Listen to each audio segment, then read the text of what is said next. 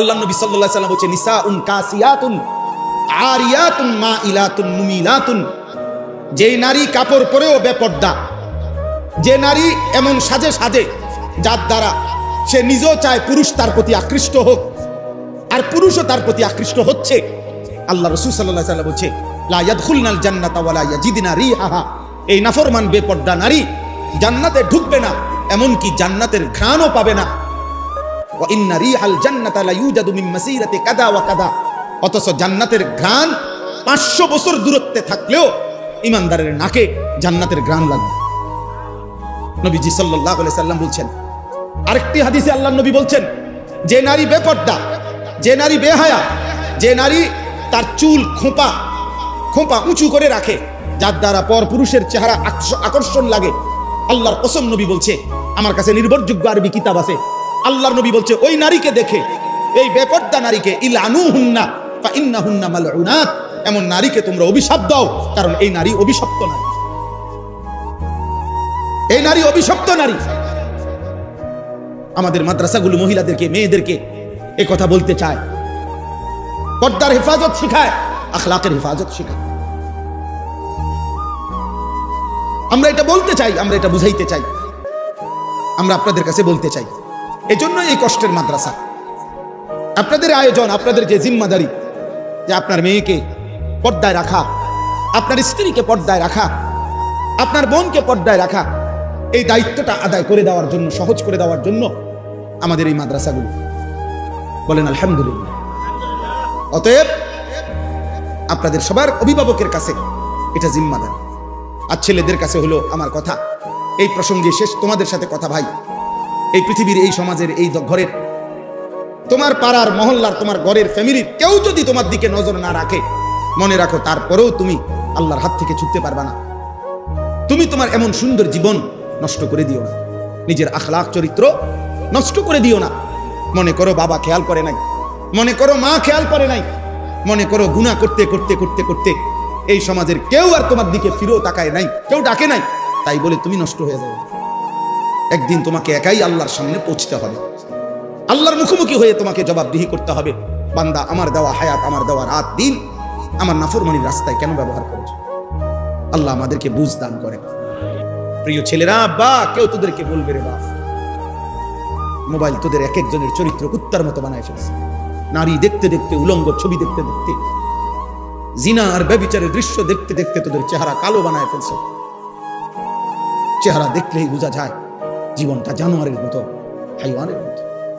কত দিন গেছে সেজদা নাই, কত রাত গেছে আল্লাহকে একটা সেজদা দাও নাই, কত দিন গেছে একটা সেজদা দাও।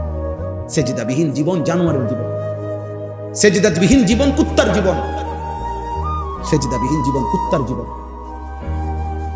সেজদাবিহীন জীবন জানোয়ারের জীবন, সেজদাবিহীন জীবন অভিশপ্ত জীবন, মালউনের জীবন। কেউ মনে করায় নাই অশ্লীলতা, গুনাহ, নাফরমানি পাগল বানায় দিছে, তোমরা পাগল বানায় দিছে। বাপ তোমার মুসলমান, চুল তোমার বেঈমান, পরিচয় তোমার মুসলমান, কিন্তু চোখে তোমার শুধুই নাফরমান, নারী, ছবি, জিনা, ব্যভিচার, অশ্লীলতা, বেহায়াপনা। তো আল্লাহ তাআলা বলবেন আওয়ালাম নুআম্মিরকুম মা ইয়াতাযাক্কারু ফীহি মান তাযাক্কারা। আল্লাহ বলবে, বান্দা যেটুকু সময় দিলে ইবাদত করতে পারতা ওইটুকু সময় আমি দিয়েছি। আওয়ালাম নুআম্মিরকুম, জোহরের ওয়াক্ত আমি দেই নাই? আমি কি তোমাকে হায়াত দেই নাই? ফজরের ওয়াক্ত আমি দেই নাই? আমি কি আসরের ওয়াক্ত দেই নাই? আমি কি সময় দেই নাই? 1টা বাজে আজান হয়েছে জোহরের, 4:30 বাজে আসরের আজান হয়েছে, 3.5 ঘন্টায় কি জোহরের নামাজ পড়তে পারতা না? 1.25 ঘন্টায় কি 4 রাকাত ফজরের নামাজ পড়তে পারতা না? 5 ঘন্টায়ও কি এশার নামাজ পড়তে পারতা না? আমি কি সময় দেই নাই? কোন সময় চাচ্ছ? আমি তো সময় দিয়েই আনছি, খবর আমি তো সময় দিয়েই আনছি না ফরমান। ওয়াজাআকুমুন নাদির, শুধু সময় দেই নাই, লক্ষবার কোটিবার আমি আল্লাহর পক্ষ থেকে আমার ভয় প্রদর্শনকারী বান্দা, এক জমানা নবী রাসূল, আরেক জমানা উলামা আউলিয়া আমি তোদের কাছে পাঠিয়েছি। কেন আমার কথা পাত্তা দিলা না সেদিন? আমি কি কথাটা একবার বলছি? কি একবার হইছে? 30 বছরে কি একবার আজান হইছে? 10 বছরে একবার আজান হয়েছে, 365 দিনে একবার আজান হয়েছে। ফাযুকু, অতএব এখন আর সময় হবে না। ফাযুকু, জাহান্নামের আযাব ভোগ করো। ফামা লিয-যালিমিনা মিন নাসীর, আল্লাহ বলেন আজ এই পুরা হাসরে জাহান্নামে কোন নাফরমানের জন্য কোনো বন্ধু, সঙ্গী, সাহায্যকারী আর মিলবে না, আর মিলবে না।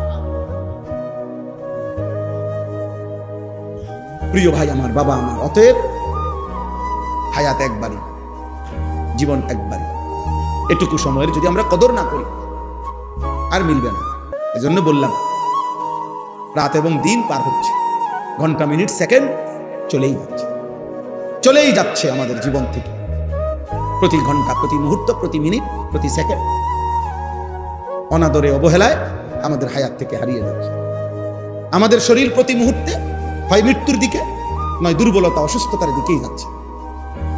হয় মরতে হবে, নয়তো ধীরে ধীরে কি হইতে হবে? দুর্বল, অসুস্থ, বৃদ্ধ। এটাই হইতে হবে, এটাই আমাদের পরিণতি, এটাই আমাদের গণ। আওয়ালাম নুআম্মিরু ওমান নুআম্মিরহু নুনাক্কিসহু ফিল খালক। আল্লাহ বলে যাকে আমি হায়াত লম্বা দিয়েছি তাকে আমি আবার প্রথমবারের মতো দুর্বল বানায় ফেলছি। প্রথম যখন ছোটবেলা ছিল তখন যেমন দুর্বল ছিল, আবার যখন লম্বা হায়াত দিয়ে 70 বছর পর্যন্ত হায়াত দিছি, এবার আবার আগের মতো দুর্বলই কি বানায় ফেলছি। 70 বছরের বুড়া এখন দুর্বল, 80 বছরের বুড়ো চাচা এখন দুর্বল। লিকাইলা ইয়ালামা মিন বাদি ইলমিন শাইআ, আল্লাহ বলেন অনেককে আমি এতটা দুর্বল বানাই, কোরআনে আছে, অনেককে আমি এতটা বৃদ্ধ বানাই যে একটা পর্যায়ে সে আর বিগত 60 বছরের, 70 বছরের কিছুই মনে থাকে না। লা ইয়ালামা মিন বাদি ইলমিন শাইআ, আর কিছুই বলতে পারে না, আর কিছুই জানে না। এটাকে আরজালুল উমর বলে, একেবারেই শেষ অবস্থা, শেষ বয়স, যে বয়সে আর কোনো স্মৃতিশক্তি কাজ করে না, ব্রেন কাজ করে। তাইলে কথার প্রসঙ্গে আমি বললাম, এটা আমাদের প্রত্যেকের উচিত আমাদের হায়াতের কদর করা। আল্লাহ আমাদেরকে তৌফিক দান করে। নবীজি সাল্লাল্লাহু আলাইহি সাল্লাম বলছেন, নি'মাতানি মাগবুনুন ফীহিমা কাসীরুম মিনান নাস, আস-সিহহাতু ওয়াল ফারাগ। দুইটি নিয়ামত এবং বান্দার কাছে যখন থাকে সে ধোঁকা খায়, কদর করে, সে মনে করে আছে তো শেষ হবে না। আল্লাহ বলে যতক্ষণ এই দুইটা নিয়ামত থাকে, নবীজি বলেন, সে ধোঁকা খায়, মাগবুন, সে প্রতারিত হয়, ধোঁকা খায়। একটা হলো as-sihhatu, সুস্থতা। সুস্থতা যখন থাকে সে মোটেই বুঝতে চায় না একদিন অসুস্থ হবে, একদিন দুর্বল হবে, একদিন চোখের শক্তি, কানের শক্তি, হাত পায়ের শক্তিগুলো হয়ে যাবে, এটা তার মনে থাকে। আর 2 নাম্বার হলো ওয়াল ফারাগ, যখন তার অবসর আছে, সুযোগ আছে মেহনত করার, ইবাদত করার, তখন সে ধোঁকা খায়। এখনো বহুত সময় বাকি, এখনো মাত্র 14 বছর, এখনো মাত্র 16 বছর, এখনো মাত্র 20 বছর, এখনো মাত্র উঠতি বয়স, ধোঁকা খায়, ধোঁকা খায়। আল্লাহ নবী সাল্লাল্লাহু আলাইহি সাল্লাম বলেন, এই 2 নিয়ামত পেয়ে বান্দা ধোঁকা খায়। একদিন দেখে সুস্থতাও নাই, অথবা হায়াত নেই, হয় দুর্বল হয়ে গেছে, আর নয়তো কবরে চলে গেছে, কবরে চলে গেছে। আল্লাহ আমাদেরকে বুঝ দান করুন।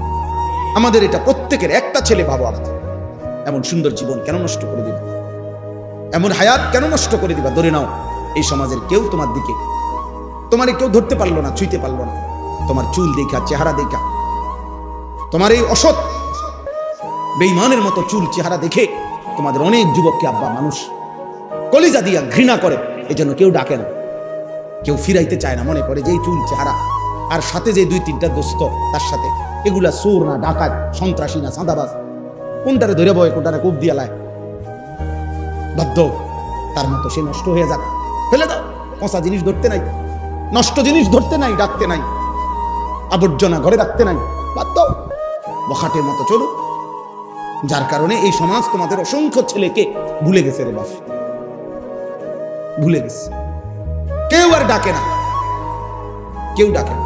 আলহামদুলিল্লাহ, আমার ছোট্টবেলায় মনে আছে, আমাদের ছোটবেলায় দুপুরবেলা পুকুরে গোসল করতে গেছি, তো আমাদের নানার বাড়িতে একটা বট গাছ ছিল, বট গাছের একটা ডাল ছিল পুকুরের পাশে, এটা দিয়ে বারবার উঠতাম আর লাফ দিতাম পানি, ফলে গোসল করতে দেরি হয়েছে। কমপক্ষে 5 জন আইসা, একবার ছোট মামা, একবার বড় মামা, একবার মামা তো ভাই, এমন আপন জন অথবা গ্রামের স্বাস্থ্য নানা, ওনারা পর্যন্ত ডাক দিয়া উঠাই দিছে, ওঠ দুষ্টামি করস, এখনো এতক্ষণ লাগেনি গোসল করতে। তো 5 জনে উঠাই দিছে।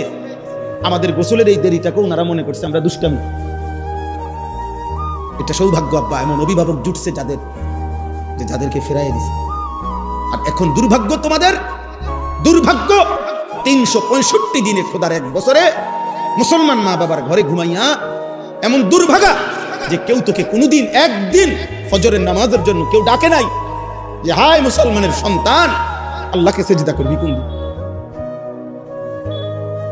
তোর দুর্ভাগ্য, তোর কপাল খারাপ, তোর মন্দ কপাল,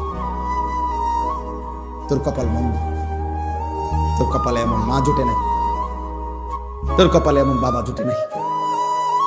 আফসুস বেটা, আফসুস, আফসুস, দুর্ভাগ্য। বাপে অপেক্ষা আছে, বাপ অপেক্ষায় আছে, একটু বড় হয়ে গেল, পয়সা কামানোর টাইম হইতে আছে, পয়সা কামাই করার মতারি দিয়ে হয় বিদেশ নয় দেশ। টেহার দরকার, টাকার দরকার। কত লাগবে কোন বিদেশ যাইতে? 12 লাখ, 15 দিনের ভিতরে ব্যবস্থা করে। 18 লাখ, অসুবিধা নাই, টাকার দরকার। তে আমার টাকা উপার্জনের বেশি, তারে আমি কামে লাগাই, তাহলে আমার বাইক বিল্ডিং দিব, জমি কিনতে পারবো। বুঝেন নাই?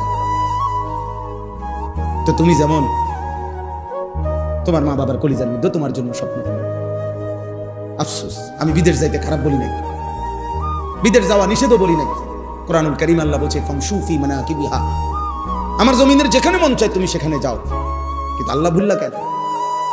নামাজ ভুললা কেন? মালিক ভুললা কেন? আল্লাহ শুধু বলছে অকুলু মির রিজকি, পৃথিবীর যেখানে মন চায় আমার রিজিক তুমি ভোগ করো, কিন্তু ওয়া ইলাইহিন নুশুর, শুধু এতটুকু মনে রেখো আমি আল্লাহর কাছে ফিরতে হবে। কার কাছে ফিরতে হবে? আল্লাহর কাছে ফিরতে হবে। আল্লাহ বলছে কুল হুয়াল্লাযী যারাআকুম ফিল আরদ ওয়া ইলাইহি তুহশারুন। হে নবী আপনি বলেন এই বিশ্বময় আমি আল্লাহই তোমাদেরকে ছড়িয়ে দিয়েছি।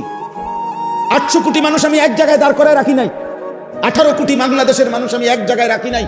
আমি আল্লাহই সিস্টেম করে, কেউ কুমিল্লা, কেউ সিলেট, কেউ চিটাগাং, কেউ উত্তরবঙ্গ, আমি ছড়িয়ে দিয়েছি। বর্ণে ভিন্ন, রত্নে ভিন্ন, ভাষায় ভিন্ন, পৃথিবীময় আমি ছড়িয়ে দিয়েছি। তবে এটা মনে রেখো আবার ওয়া ইলাইহি তুহশারুন, আমি আল্লাহর নিকটেই আবার হাসরের মাঠে আমি জমা করে ফেলবো, আমি গুটায়ে ফেলবো, আমি একত্র করে ফেলবো।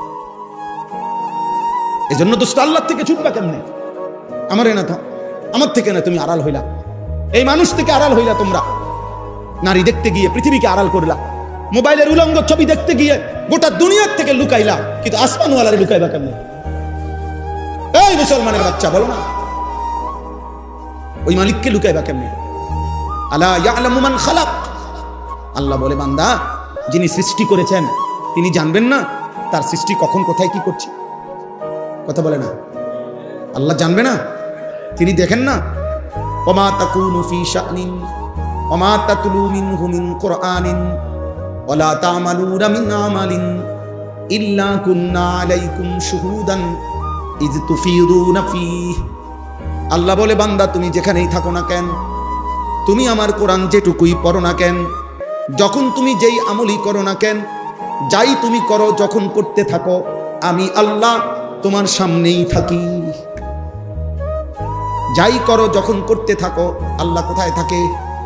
কুন্না আলাইকুম শুহুদান, আমি তোমার সামনে উপস্থিত থাকি, আমি দেখতে থাকি।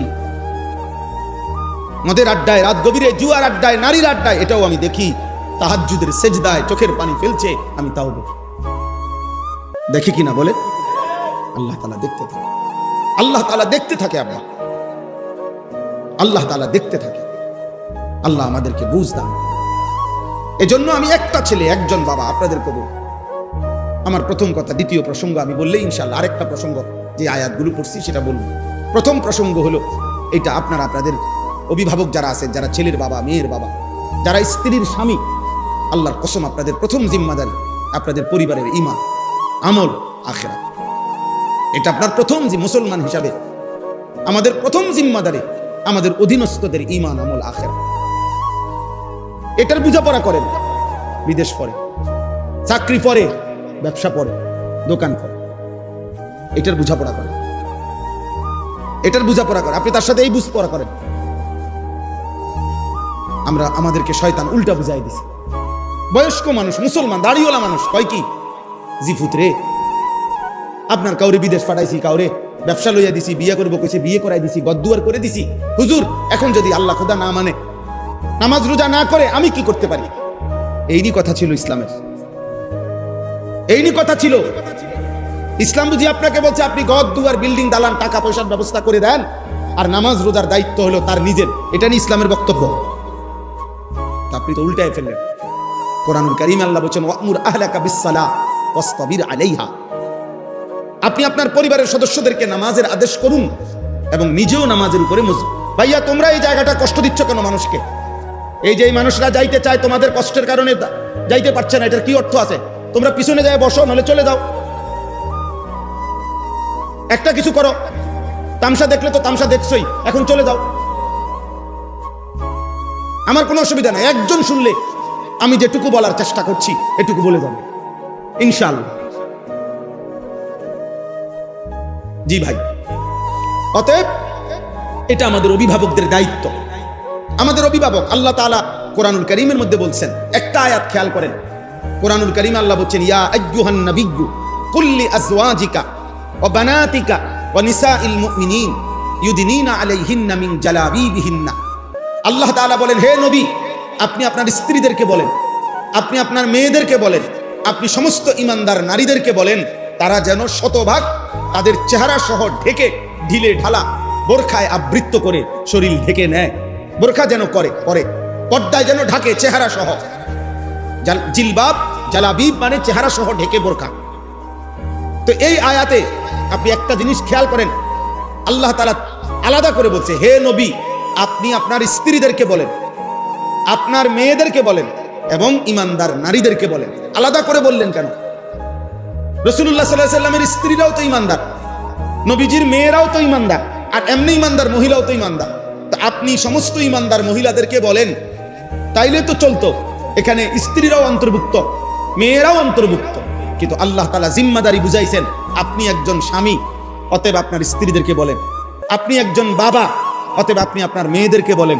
আপনি একজন নবী, অতএব আপনি ঈমানদার নারীদেরকে বলেন। আলাদা করে বলছি।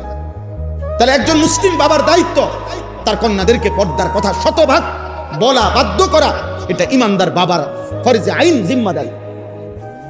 একজন স্বামীর দায়িত্ব, খুদার কসম, ঈমানদার স্বামী যদি হয় মুসলমান, তার স্ত্রীকে পর্দার মধ্যে রাখা, এটা তার দায়িত্ব, এটা তার দায়িত্ব। শুধু বাজার করে দেওয়া দায়িত্ব না, এটা আপনার জিম্মাদারি। আপনার স্ত্রী বেপর্দা, এর জন্য আপনি জবাবদিহি করতে হবে। আপনার মেয়ে বেপর্দা, এর জন্য আপনি জবাবদিহি করতে হবে। আপনারা অনেকেই জানেন, অনেকেই এই কথাটা শুনছেন যে দাইয়ুস জান্নাতে যাবে না, এটা জানেন? কথা বলেন না। নবীজি সাল্লাল্লাহু আলাইহি ওয়াসাল্লাম বলছে দাইয়ুসের জন্য জান্নাত হারাম। এখন প্রশ্ন হলো দাইয়ুস মানে কি? আমাদের সমাজ মনে করে মহিলাকে বলে দাইয়ুস, যে মহিলা বেপর্দা করে, এই বেডিরে কয় মানুষে দাইয়ুস, তাই মহিলা দাইয়ুস মহিলা। অথচ বিশ্বাস করেন নবীজি সাল্লাল্লাহু আলাইহি ওয়াসাল্লাম বলছে দাইয়ুস মূলত মহিলা না, দাইয়ুস হলো পুরুষ। দাইয়ুস এই শব্দটি পুরুষবাচক শব্দ। দাইয়ুস আল্লাযী ইউকিররু আহলাহু আল খুবুস, এটা হাদিসের শব্দ। নবীজি বলছেন যে পুরুষ তার পরিবারের স্ত্রী কন্যা, তার পরিবারের নারীদেরকে অশ্লীলতা, গুনাহ, বেপরদিগি, বেহায়াপনা মেনে নিচ্ছে, যার অধীনে যেই মহিলারা আছে, ওই পুরুষ, আল্লাহ নবী বলছে তাকে বলা হয় দাইয়ুস। ওই পুরুষের জন্য জান্নাত হারাম। আপনি বেঁচে থাকতে আপনার স্ত্রী বেপর্দা হয় কেন? আপনি বেঁচে থাকতে আপনার মেয়ে বেপর্দা হয় কেন? আপনি আমার এটা না বুঝলে আরো ভালো আলেম থেকে বুঝে নিন। বেপর্দা নারীর কথা তো আলাদা আছে। আল্লাহ নবী সাল্লাল্লাহু আলাইহি ওয়াসাল্লাম বলেছেন নিসাউন কাসিয়াতুন আরিয়াতুন মাইলাতুন মুমিলাতুন। যে নারী কাপড় পরেও বেপর্দা, যে নারী এমন সাজে সাজে যার দ্বারা সে নিজেও চায় পুরুষ তার প্রতি আকৃষ্ট হোক, আর পুরুষও তার প্রতি আকৃষ্ট হচ্ছে, আল্লাহ রাসূল সাল্লাল্লাহু আলাইহি ওয়াসাল্লাম বলেছে লা ইয়াদখুলনাল জান্নাতা ওয়ালা ইয়াজিদনা রিহাহা। এই নাফরমান বেপর্দা নারী জান্নাতে ঢুকবে না, এমনকি জান্নাতের ঘ্রাণও পাবে না। ওয়া ইন্না রিহাল জান্নাতা লা ইউজাদু মিন মাসিরাতি কাদা ওয়া কাদা। অথচ জান্নাতের ঘ্রাণ 500 বছর দূরত্বে থাকলেও ইমানদারের নাকে জান্নাতের ঘ্রাণ লাগবে। নবীজি সাল্লাল্লাহু আলাইহি সাল্লাম বলছেন, আরেকটি হাদিসে আল্লাহর নবী বলছেন, যে নারী বেপর্দা, যে নারী বেহায়া, যে নারী তার চুল খোঁপা খোঁপা উঁচু করে রাখে, যার দ্বারা পরপুরুষের চেহারা আকর্ষণ লাগে, আল্লাহর কসম নবী বলছে, আমার কাছে নির্ভরযোগ্য আরবি কিতাব আছে, আল্লাহর নবী বলছে ওই নারীকে দেখে, এই বেপর্দা নারীকে ইলআনুহুন্না ফাইন্নাহুন্না মালউনাত, এমন নারীকে তোমরা অভিশাপ দাও, কারণ এই নারী অভিশপ্ত নারী, এই নারী অভিশপ্ত নারী। আমাদের মাদ্রাসাগুলো মহিলাদেরকে, মেয়েদেরকে এ কথা বলতে চায়, পর্দার হেফাজত শিখায়, আখলাকের হেফাজত শিখায়। আমরা এটা বলতে চাই, আমরা এটা বুঝাইতে চাই, আমরা আপনাদের কাছে বলতে চাই। এজন্য এই কষ্টের মাদ্রাসা, আপনাদের আয়োজন, আপনাদের যে জিম্মাদারি, যে আপনার মেয়েকে পর্দায় রাখা, আপনার স্ত্রীকে পর্দায় রাখা, আপনার বোনকে পর্দায় রাখা, এই দায়িত্বটা আদায় করে দেওয়ার জন্য, সহজ করে দেওয়ার জন্য আমাদের এই মাদ্রাসাগুলো। বলেন আলহামদুলিল্লাহ। অতএব আপনাদের সবার অভিভাবকের কাছে এটা জিম্মাদারি। আর ছেলেদের কাছে হলো আমার কথা, এই প্রসঙ্গে শেষ তোমাদের সাথে কথা ভাই, এই পৃথিবীর, এই সমাজের, এই ঘরের, তোমার পাড়ার, মহল্লার, তোমার ঘরের, ফ্যামিলির কেউ যদি তোমার দিকে নজর না রাখে, মনে রাখো তারপরেও তুমি আল্লাহর হাত থেকে ছুটতে পারবা না। তুমি তোমার এমন সুন্দর জীবন নষ্ট করে দিও না, নিজের আখলাক চরিত্র নষ্ট করে দিও না। মনে করো বাবা খেয়াল করে নাই, মনে করো মা খেয়াল করে নাই, মনে করো গুনাহ করতে করতে করতে করতে এই সমাজের কেউ আর তোমার দিকে ফিরেও তাকায় নাই, কেউ ডাকে নাই, তাই বলে তুমি নষ্ট হয়ে যাবে। একদিন তোমাকে একাই আল্লাহর সামনে পৌঁছতে হবে, আল্লাহর মুখোমুখি হয়ে তোমাকে জবাবদিহি করতে হবে, বান্দা আমার দেওয়া হায়াত, আমার দেওয়া রাত দিন আমার নাফরমানির রাস্তায় কেন ব্যবহার করেছো। আল্লাহ আমাদেরকে বুঝ দান করে। এবার দ্বিতীয় প্রসঙ্গ, আর অল্প একটু কথা, আমার কথা তাইলেই শেষ হয়ে যাবে। দ্বিতীয় প্রসঙ্গ হলো, এখন হজ এবং কোরবানির মৌসুম। এই মুহূর্তে জিলকদ মাসের আজকে 22 তারিখ গেছে, চলতেছে, তাইলে এখন হলো হজ এবং কোরবানির মৌসুম। আর কয়দিন পরেই হজ, কয়দিন পরেই কোরবানি। ইসলামের গুরুত্বপূর্ণ মৌলিক দুইটি বিধান, এই অল্প একটু আর বলতেছি। একটি হলো হজ, একটি হলো কোরবানি। হজ ফরজ ইবাদত, কোরবানি ওয়াজিব ইবাদত। অতএব প্রথম কথা হলো, হজ এবং কোরবানি আদায় করার ক্ষেত্রে যেহেতু এটা ফরজ এবং ওয়াজিব, অতএব এখানে আপনার ইচ্ছা এটা যথেষ্ট না, বরং এটা শরীয়তের নির্ধারিত বিধান। নির্দিষ্ট পরিমাণ শরীয়তের সম্পদ থাকার ফলে কোনো ব্যক্তির উপরে হজ ফরজ হয়, কোরবানি ওয়াজিব হয়। এক্ষেত্রে আপনার মন চাইলেও ফরজ, আপনার মন না চাইলেও ফরজ। আপনার প্রস্তুতি থাকলেও আপনার উপরে ফরজ, প্রস্তুতি না থাকলেও আপনার জন্য ফরজ। অতএব হজ একটি ফরজ বিধান। আমাদের সমাজের কোটি কোটি মুসলমান একেবারে ইচ্ছা করে, খামখেয়ালি করে, অসংখ্য মুসলমানের উপরে হজ ফরজ, কিন্তু ইচ্ছা করে না বুঝার ভান করে। বাদুর যেমন দিনের বেলা আলো ফুটলে বাদুর চোখ বন্ধ করে রাখে, আলো সহ্য করে না। উট পাখি ঝড় তুফান দেখলে বালুর মধ্যে মুখ লুকাইয়া রাখে, ইচ্ছা করে সে ঝড় তুফান দেখতে চায় না। আমাদের অসংখ্য মুসলমান বুঝে শুনে, উনি জানে উনি যদি আলেমের কাছে হিসাব চায়, বুঝতে চায়, তাইলেই উনার উপরে হজ ফরজ হবে। এই জন্য উনি মোটেই এটা বুঝতে চায়। উনি জানে কোন আলেমে দ্বীনের কাছে যদি উনার সম্পত্তির হিসাব দেয়, তাহলে যাকাত ফরজ হবে, যাকাত হিসাব আসবে। উনি ইচ্ছা করে এই জন্য এটা বুঝতে চায়। উনি জানে যে একটি ফ্যামিলির উপার্জনকারী যতজন, ওদের সম্পত্তির হিসাব যদি দেয় কোরবানি ওয়াজিব হবে। উনি এই জন্য মন চাইলে দিছে, ফ্যামিলির মধ্যে একজন ভাল লাগছে দিছে, মনে কইছে দিছে, মন চাইলে হজ করছে, বুড়া হইয়া অসল হইয়া উনি মনে করছে আর 3টা ফুট বিয়া দিছি, মেয়ে বিয়ে দিছি, বিল্ডিং করছি, ছেলে গুরু বিদেশ পাঠাইছি, এ দুনিয়ার সব কাম কইরা এবার মন চাইলে হজ করে, মন না চাইলে হজ করে না। আহা, এটা তো আপনার আমার মন চাওয়া চাইর বিষয় না, এটা তো ইসলামের একটি ফরজ বিধান। এটা তো খামখেয়ালি না, নফল দান বাবা, নফল দান। এটা হলো আপনার ইচ্ছার উপরে। আমি বলছি এই মাদ্রাসা লক্ষ লক্ষ কোটি কোটি টাকা দরকার, আপনারা দান করেন। কেউ 10 টাকা দিছেন, কেউ 10,000 টাকা দিছেন, কারণ এটা নফল, ঠিক আছে, কোনো অসুবিধা নাই। কেউ 100 টাকা দিছে, কেউ 1 লাখ টাকা দিছে। আমার মাদ্রাসায় আমি 2,67,00,000 টাকার জায়গা কিনছি, আলহামদুলিল্লাহ। আমার এই মাদ্রাসার মধ্যে কেউ একজন ভাই 30 লাখ টাকা দান করছে, একটা ছেলে 15 টাকা দান করছে, 10 টাকার একটা নোট আর 5 টাকার একটা পয়সা, তো 30 লাখ টাকা ওয়ালাটাও আমি মহব্বতের সাথে নিছি, 15 টাকার টাকাটাও আমি মহব্বতের সাথে নিছি, ঠিক আছে এটা। কিন্তু যাকাত তো এমন না, যাকাত তো শরীয়তের ফরজ বিধান, হজ তো শরীয়তের ফরজ বিধান, কুরবানি তো শরীয়তের ওয়াজিব বিধান।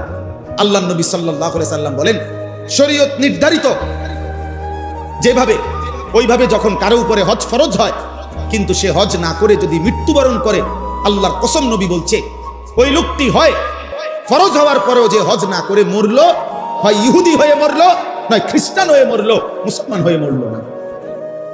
ফালিয়ামুত ইনশা ইয়াহুদিজ্ঞান ওয়া ইনশা নাসরানিজ্ঞান। কি সাংঘাতিক কথা বলে! এর চাইতে ভয়ঙ্কর আযাব বিপদ আর কোন পাপের ব্যাপারে নবীজি বলেন, আর কোন পাপের ব্যাপারে বলেন। এই কথাটা নবীজি বলছেন হজের ব্যাপারে।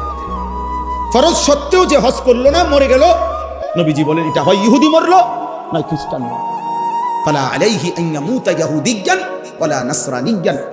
আমি জানি না, নবীজি বলেন আমি জানি না এটা কি ইহুদি মরলো না খ্রিস্টান মরলো, তবে এটা তো নিশ্চিত মুসলমান মরে না। কারণ নবীজি এটাও বলতো যদি যে লোকটি কি মুসলমান হয়ে মরলো না ইহুদি হয়ে মরলো না খ্রিস্টান আমি জানি না, এভাবে বলে না, বলছে হয় ইহুদি মরছে না খ্রিস্টান মরছে। আপনাদেরকে আমি একটা উদাহরণ দিই, যে কয়জন শুনতেছেন, বিশেষ করে যারা উপার্জন করেন, বালেক উপার্জনকারী, বিবাহিত হোক অবিবাহিত হোক, বিদেশি হোক দেশি হোক, যারা রোজগার করেন, আপনারা শুধু শুনেন একটা উদাহরণ, একটা বলি।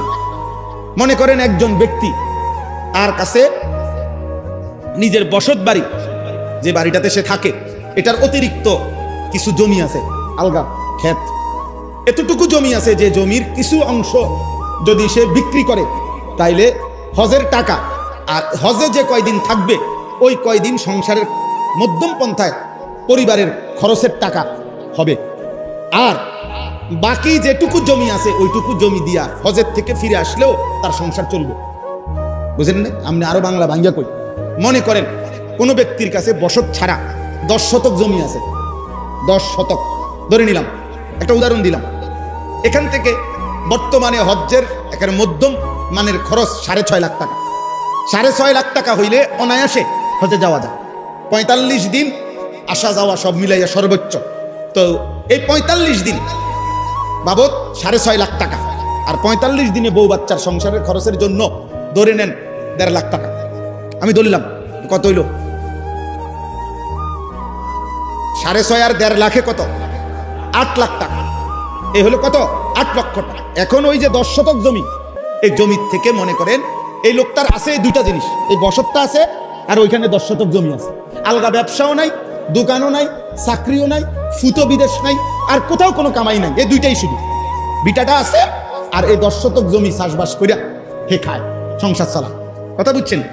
আচ্ছা, এখন যদি 3 শতক জমি বিক্রি করে, তো মনে করেন 3 লাখ টাকা করে, 3 3 9 লাখ।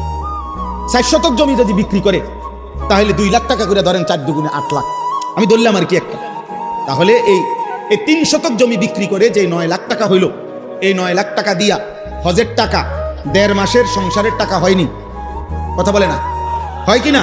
আচ্ছা, লোকটি ফেরত আসার পরে, লোকটি দেশে হজ করে আসার পরে বাকি যেই 6 শতক বা 7 শতক জমি রয়েছে, এটা দিয়ে ইচ্ছে করলে তার পরিবারের সংসার চলবে। যদি এমন হয়, তাহলে বেচারা তো এমনি কাম কাজ করে, আমি বাদে দিলাম, এমনি তো রানী তার উপার্জন আছে, কোনো না কোনো কাম তো সে করে, এটি বাদ দিও, শুধু যদি ওই 7 শতক জমি দিয়া আসার পরে তার সংসার চলে, তাহলে নিশ্চিত শরীয়তের মাসআলা হইল, খোদার কসম, এই ব্যক্তির উপরে হজ করা ফরজ ফরজ ফরজ।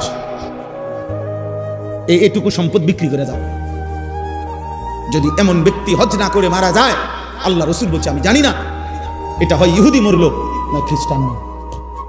এখন আপনাদের বলেন, এই চিন্তা করলে আমাদের সমাজের কি পরিমাণ মুসলমানের উপরে হজ জাহান্নামের আগুনে পোড়াবে, এরপরে ওই আগুনের গোলাকার কুণ্ডুলি বলের মতো সম্পত্তির এই আগুনের গোলা দিয়া তার কপাল এবং কোমর এবং পিঠ, এই 3 জায়গায় হাসরের ময়দান যতক্ষণ চলবে ততক্ষণ দাগ লাগানো হবে, দাগ লাগানো। ইয়াউমা ইউহমা আলাইহা ফি নারি জাহান্নাম ফাতুকওয়া বিহা জিবাহুহুম ওয়া জুনুবুহুম ওয়া যুহুরুহুম। হাসরের ময়দান কতক্ষণ? কথা বলেন, হাসরের ময়দান কতক্ষণ? 3 ঘন্টা, 3 দিন, 30 দিন, খামসিনা আলফা সানা, 50,000 বছর। কতদিন? এটা কোরআন শরীফের আয়াত, সরাসরি কোরআনের আয়াত। খামসিনা আলফা সানা, 50,000 বছর। আল্লাহ আমাকে মাফ করে দেন।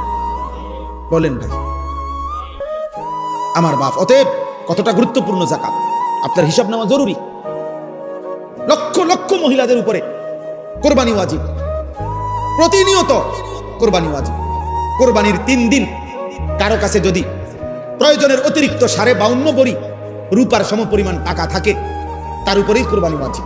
আমি আজকেও মাগরিবের আগে জিগাইছি আমার পরিচিত স্বর্ণকারের কাছে, 2 দিন পর পরে জিগাই, আজকেও জিগাইছি।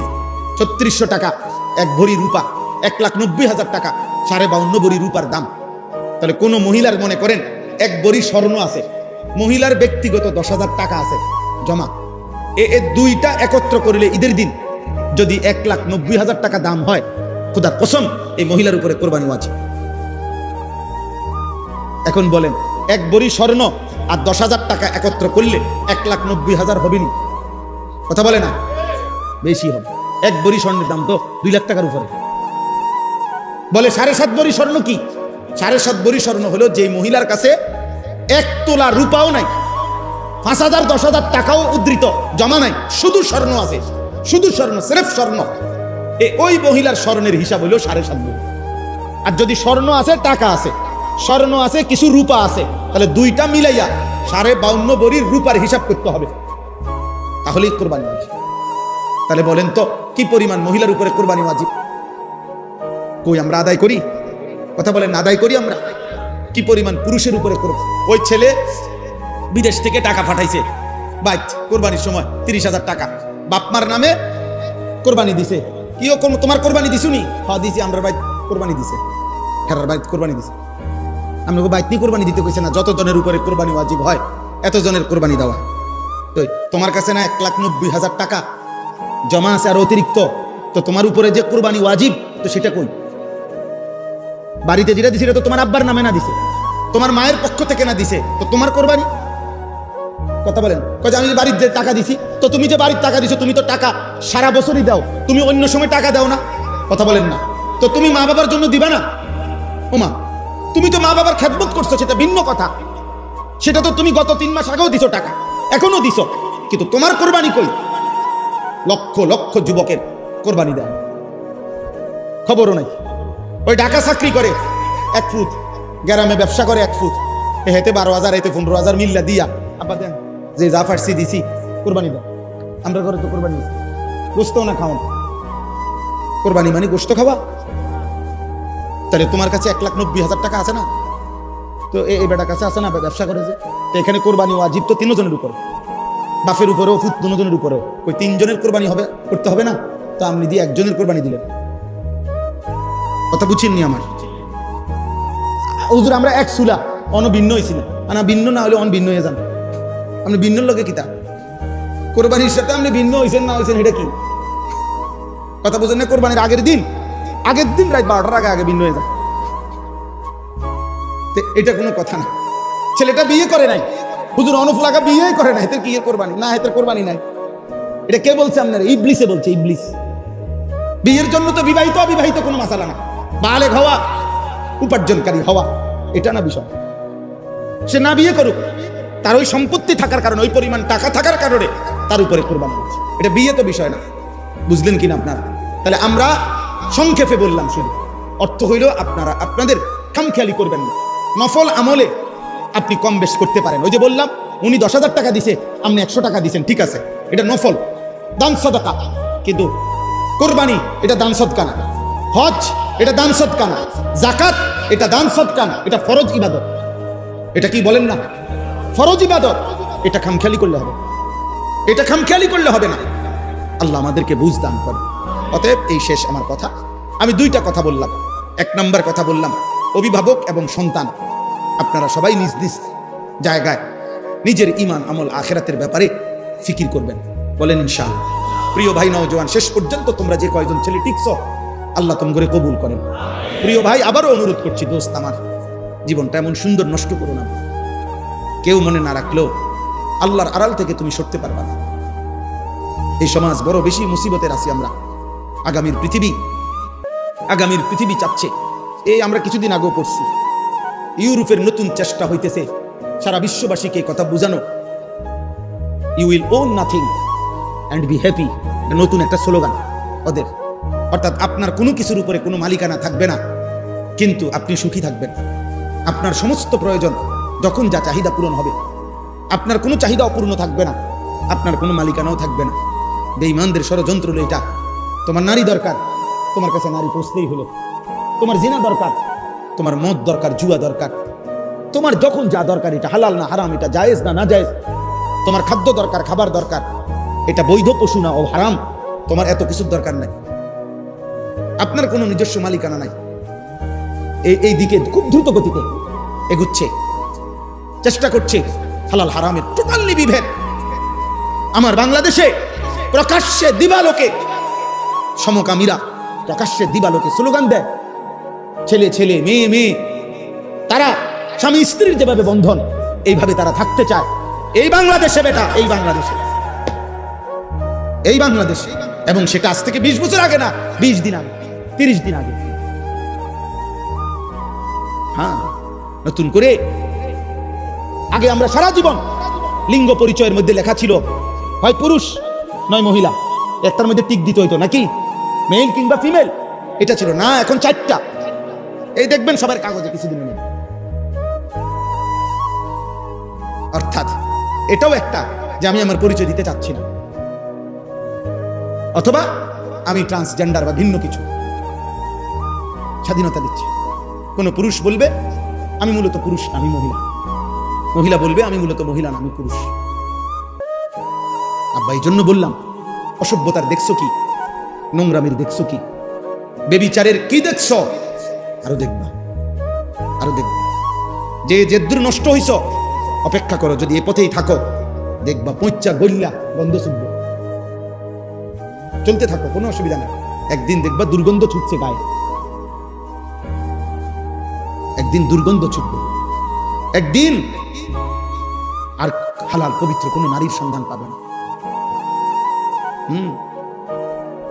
এটাই সমস্যা। সবার নজর, সারা বিশ্বের নজর, আমার দেশেরও সবার নজর কওমি মাদ্রাসা বাইরে গেছে, কওমি মাদ্রাসা যেমনি হোক কণ্ঠরোধ করে দাও, শ্বাসরোধ করে দাও। সবার নজর, সবাই মন্তব্য, আমরা বেশি বাইরে গেছি। কারণ উম্মতের শেষ চিৎকার দিচ্ছি আমরা যে হে আল্লাহর বান্দা ফেরো। গুনাহ ইজ্জত দেয় না, গুনাহ সুখ দেয় না, হারাম কোনোদিন তৃপ্তি দেয় না। এখনো ওলামায়ে কেরাম চিৎকার দিচ্ছে মাঠে ময়দানে, আর নাফরমান মুরতাদ আল্লাহদ্রোহীরা চেষ্টা করছে আমাদেরই কণ্ঠরুদ্ধ করে দিতে। কোরআনুল কারীমের মধ্যে আছে, আল্লাহ বলছে কুল আরাআইতুম ইন আহলাকানি আল্লাহু, না ঠিক আছে নি আয়াতটা, সূরা মুলক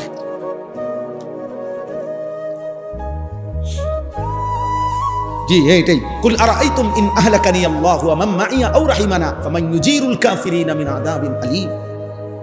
আল্লাহ নবীকে বলছে, বন্ধু আপনি বেঈমান কাফেরদেরকে বলেন, হে কাফেররা, তোমরা যে প্রতিনিয়ত নাফরমানি করছো, কুফর, শিরিক, মূর্তি পূজা, চুরি, ডাকাতি, জিনা, ব্যভিচার, মদ, জুয়া, নারী, অশ্লীলতা, বেহায়াপনা, তোমরা যে চাচ্ছ আমার অকল্যাণ, তো আল্লাহ বলে নবী আপনি বলেন, হে বেঈমান, আমি নবী মুহাম্মদ আর আমার অনুসারীরা, আমি যদি সবাইকে নিয়ে আমি যদি মরেও যাই অথবা বেঁচেও থাকি, মনে করো আমি শেষ হয়ে গেলাম, তো আমি যদি দুনিয়া থেকে শেষ হয়ে যাই হইলাম আর কি, কিন্তু তোমাদের এই পাপ এবং নাফরমানির জন্য আল্লাহর হাত থেকে তোমাদেরকে কে বাঁচাবে? এটা কোরআন শরীফের আয়াত। আচ্ছা ঠিক আছে, আমি চলে গেলাম, আর মাদ্রাসা বন্ধ হয়ে গেল আর কি, মসজিদগুলো বন্ধ হয়ে গেল আর কি, এই মোল্লা মৌলবী সব ব্রাশ ফায়ারে গুলি দিয়ে শেষ হয়ে গেল আর কি, কিন্তু এরপরে তোমাদের জিনা, ব্যভিচার, মদ, জুয়া, তোমাদের সুদ, ঘুষ, তোমাদের কিস্তি, তোমাদের হারাম, তোমাদের চরিত্রহীনতার জন্য যে পাপ হচ্ছে, আল্লাহর হাত থেকে কে বাঁচাবে? কথা বলেন না, বলো না একটা ছেলে, ভাই বলো, মনে করো আমরা মরেই গেলাম, তো এতে করে তুমি কবরের আযাব থেকে বাঁচা যাবে? মনে করো মাদ্রাসা বন্ধ হয়েই গেল, সারা বাংলাদেশের কওমি মাদ্রাসা, তো এতে করে বাকি মানুষগুলো জাহান্নামের আযাব থেকে বাঁচা যাবে? তো আমি মরলেই কি বাঁচবে? এটাই আয়াতের অর্থ। কি সাংঘাতিক কথা বলছেন, ইন আহলাকানি আল্লাহু ওয়া মান মাইয়া আও রাহিমানা ফামান ইউজিরুল কাফিরিন। আল্লাহ আমাদেরকে মাফ করে দেন। চলো ভাই, আল্লাহর দিকে ফিরি। আগামীর পৃথিবীতে ইসলামই আমাদের শেষ ঠিকানা, আল্লাহর সেজদাই আমাদের শেষ গন্তব্য, সেজদাই আমাদের কামিয়াবি। হাদিসের মধ্যে আছে, নবীজি বলেন, বান্দা যখন সেজদা করে ফাজাআলা শাইতানু ইয়াবকি ইতাজালা শাইতানু ইয়াবকি। নবীজি বলেন, বান্দা যখন সেজদা করে, ইমানদার, খোদার কসম, নবীজি বলেন শয়তান তখন কাঁদতে থাকে। ইয়াবকি, শয়তান কাঁদে, শয়তান কাঁদে। কেন? নবীজি নিজে বলছে, শয়তান তখন বলে, হায় হায় আল্লাহর বান্দা, এটা সেই সেজদা যে সেজদাটি না দেওয়ার কারণে আমি চির বিতাড়িত হইলাম। এটাই সেই সেজদা যা দেওয়ার কারণে তুমি এখন আল্লাহর প্রিয় হয়ে গেল। ওই সেজদার দিকে তাকাইলে, এটাই তো নিয়ম। মানুষ পিছনের কথা মনে পড়ে। আমি আজ থেকে 20 বছর আগে কুমিল্লা মুরাদনগর, আমি এক জায়গায় রাত্রের বেলা মাহফিলে যাওয়ার সময় আমার ডাকাতি ধরছিল, বুঝছেন, সিএনজিতে তখন মাহফিলে যাইতেছিলাম, আর যাইতে পারি নাই ওই মাহফিলটাতে। ডাকাতে ধরছিল, আমার সাথী ড্রাইভার সবাই সবকিছু নিয়ে গেছিল, অনেকক্ষণ দাঁড় করাইয়া ফেরত দিয়ে দিছে। যাই হোক, তো ওই জায়গায় এই রাস্তাটা দিয়া পরবর্তীতে আজকে 20 বছর পরেও আমি ওই দিক দিয়ে তো প্রায় সময় মাহফিলে যাই, এখনো গেলেই আমার সাথে গাড়িতে যারা থাকে, আমি একবার হইলে ওইটা কই, ওই জায়গা ওটা আমার দেখলেই মনে পড়ে।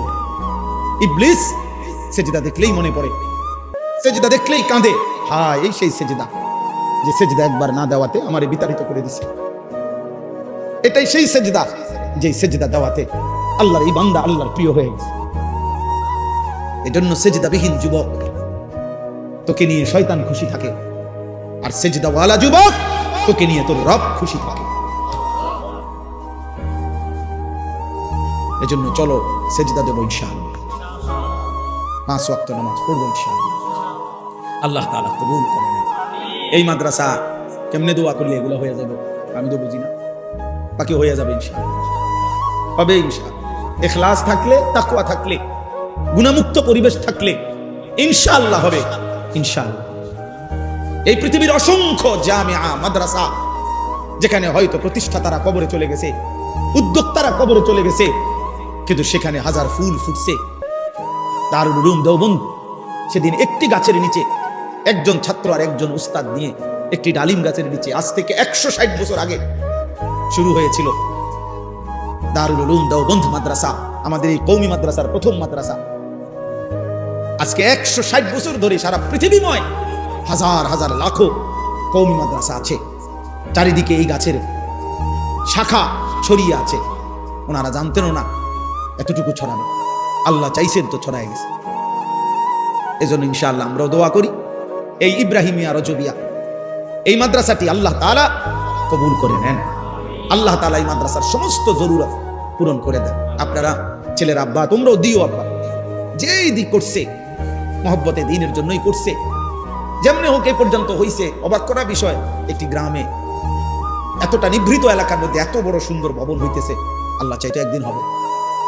এই জন্য প্রত্যেকটা ছেলে আব্বা তোমাদের কাছে অনুরোধ করি, দিল খুলে প্রতিনিয়ত দান করো। 100 টাকা দিয়ে, 1000 টাকা দিয়ে, 500 টাকা দিয়ে, বয়স্ক বাবা চাচারা যেই মাদ্রাসা করুক, মনে করেন এই কোনোদিন আপনার নাম স্মরণ করলো না, ওরা চিনলো না আপনার 500 টাকার কারণে, হয়তো আপনাদের চিনেও নাই, কিন্তু খোদার কসম আসমানওয়ালা রব যার সন্তুষ্টির জন্য দিয়েছেন তিনি চিনবে।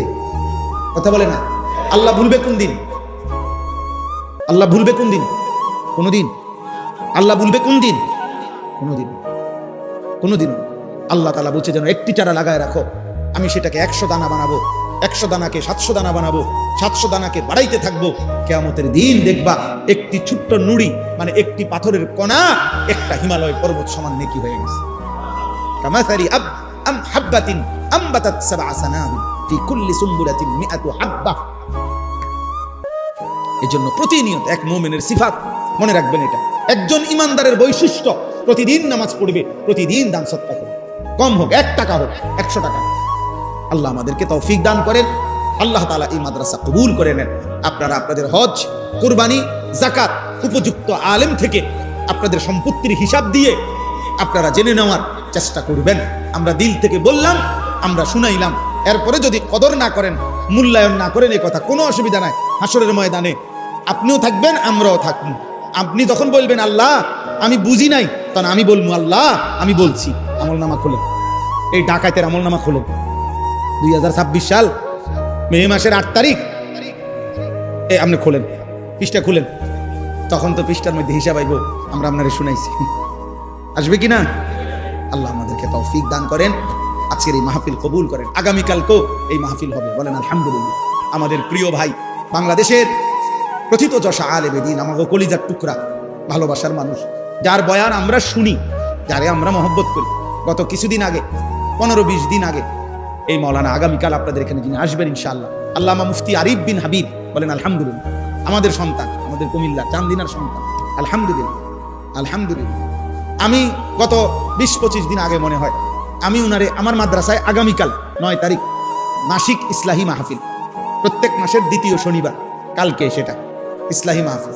তো আমার মাদ্রাসা আমি হঠাৎ ভাবছিলাম গত 20-25 দিন আগে, উনি মাঝে মধ্যে আমার মাদ্রাসায় আসছে কয়েকবারই। আমি ভাবছি বৃষ্টি বাদলের টাইম, হেরে একটা ফোন দিয়ে দেখি ওনারে, যদি সুযোগ থাকে আমার মাদ্রাসায় আগামীকালকের মজলিসের জন্য বয়ান করবে।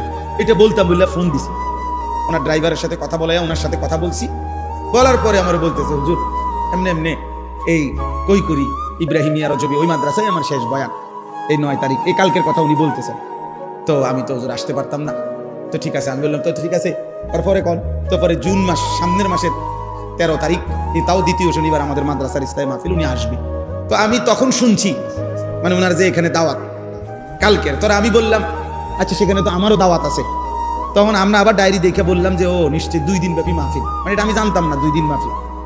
তো সেই হিসাবে শুনছি যে ওইখানে আমি ওই দিনই শুনছি এই মাহফিল 2 দিন ব্যাপী। আর তখনই মনে হয়েছে ওনার নাম ইসমাইল ভাই, 2 দিন ব্যাপী মাহফিল যে করবে উনি, আর উনি মেহনতি মানুষ, উদ্যমী মানুষ। আল্লাহ তাআলা তার এই ফিকির মেহনত কবুল করে নেন।